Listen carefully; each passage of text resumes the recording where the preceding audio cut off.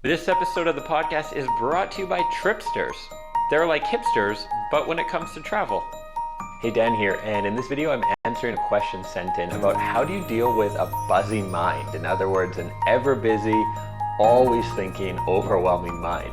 Now this question happened to be sent in from someone who identified themselves as an INFP personality, and I think there's some reasoning behind that, and I'll talk about that in the video as well in terms of creative minds and how to handle this. So the first thing is, in terms of having a busy mind, is you're not alone. This is how we are all wired and why there is such a move towards things like meditation or a wellness practice or whatever it is. But there's definitely certain things you can do to calm this down and have more direction, not just in the moment in terms of kind of a meditation Zen sense of having a peaceful mind, but in terms of overall in your life, in terms of being less maybe reactive and changing direction a lot and being very emotional and that sort of thing.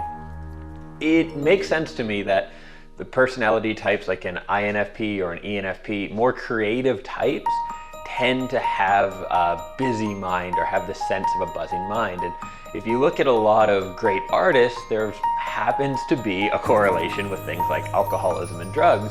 And I think a big part of that is trying to calm our minds and trying to find that kind of peace because we can't turn off our heads. Now, I'm all for having a glass or a bottle of wine when I stay up and write at night, but I also think there's some other ways to calm your mind and get that freedom without having to necessarily indulge. So one of the absolute best ways to have more freedom in terms of your head to calm that buzzing mind, believe it or not, to give yourself more structure. So you probably are someone who likes freedom. You don't like to be held down by rules. Me too, I understand. But giving yourself more structure will actually help you have a lot calmer of a mind. And you can do this in two different ways. One is big picture planning, like planning your week in advance or having goals in terms of what you're trying to accomplish, really having a focus on that. And that's going to help you calm down in terms of always thinking about possibilities. If you have the kind of mind where one day you're thinking, hey, I could start that business, and the next day you're thinking like, oh, maybe I'll draw cartoons for a living, and the next day, oh, maybe I'll be a public speaker. You have that kind of a crazy mind. I empathize with you, trust me. But one of the best ways to deal with it is to pick a goal, basically pick a target of where you're going to focus, and then give yourself direction, talk to yourself. And when you have these thoughts come up that tell you, hey, maybe I want to do this other thing or this other thing, and you're debating 20 different options for your life, just say, hey, Dan, remember last week we decided we're just going to focus on this thing for the next month? Yeah, shut up, just do that one thing. And I'm not even kidding. Give yourself that direction. So set a focus, and then if you need to, and I encourage it, have some self-talk where you just remind yourself, hey, this is where I'm focusing. Maybe next year I'll look at these other opportunities, but right now I'm going to give myself a chance to succeed in this one. So the other place it's really important to direct your mind is in day-to-day activities, and specifically how you're going to spend your time and focus. So if you sit down to do your work, whether that's studying for school, working a job, or working on your own business, and you just sit down and kind of see what will happen, you're going to open up your mind to everything, and it's going to be really hard to focus. Where if you plan out your day and say, okay, from 10 a.m. to noon, I'm going to be writing. From 2 to 4, I'll be reading or studying, whatever it is. You plan these things out.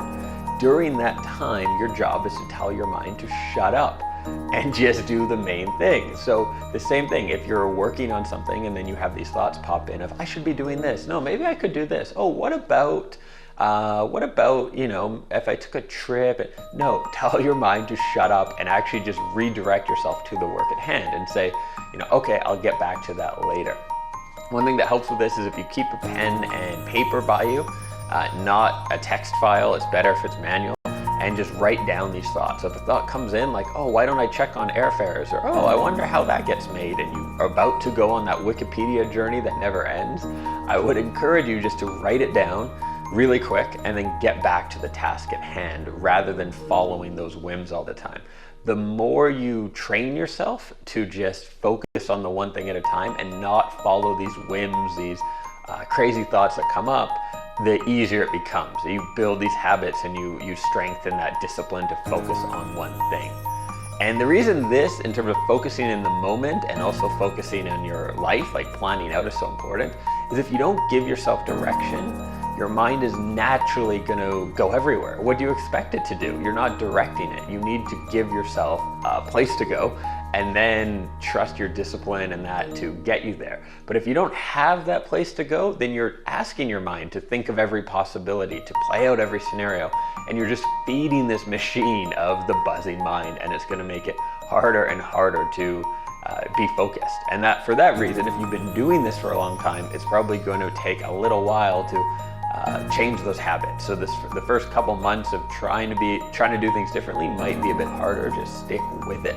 Now there's a whole second aspect to this, and that's around your prefrontal cortex and strengthening that muscle.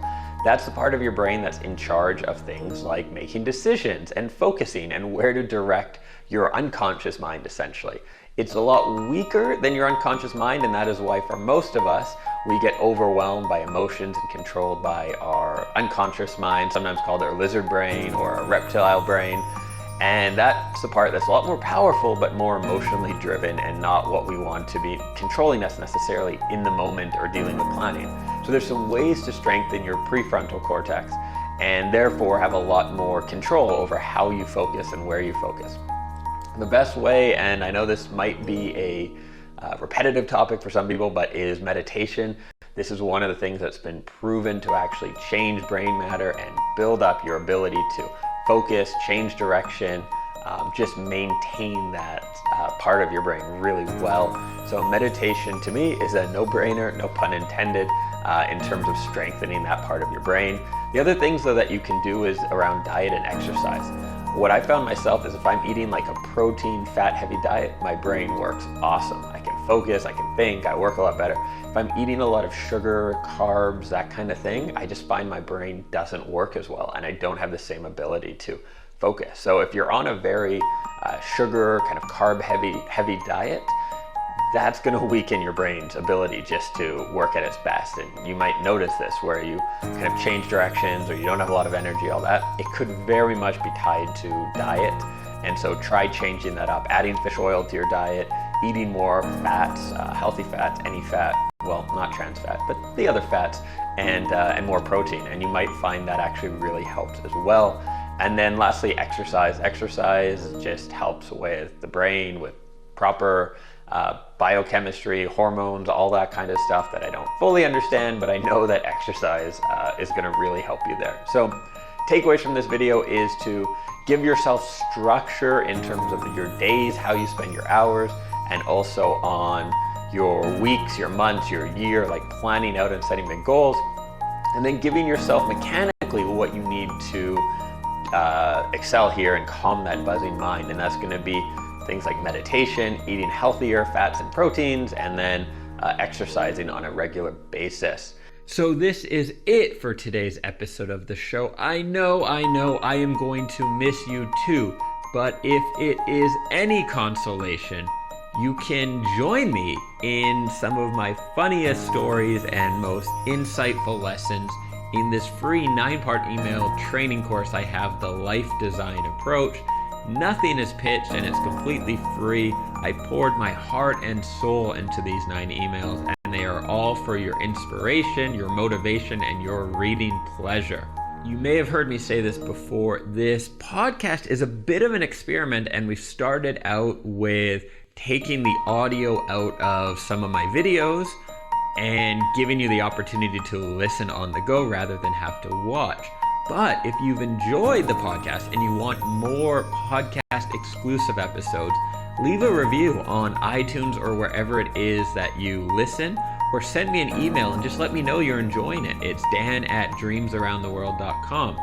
If I see that there is enough interest, then I am more than happy to start recording podcast exclusive episodes, audio only, just for you guys here. But I need to hear from you. So either leave a review somewhere or send me an email and just encourage me essentially to make some podcast exclusive content, and I would love to do that for you. Thanks again for listening, and catch you in another episode soon.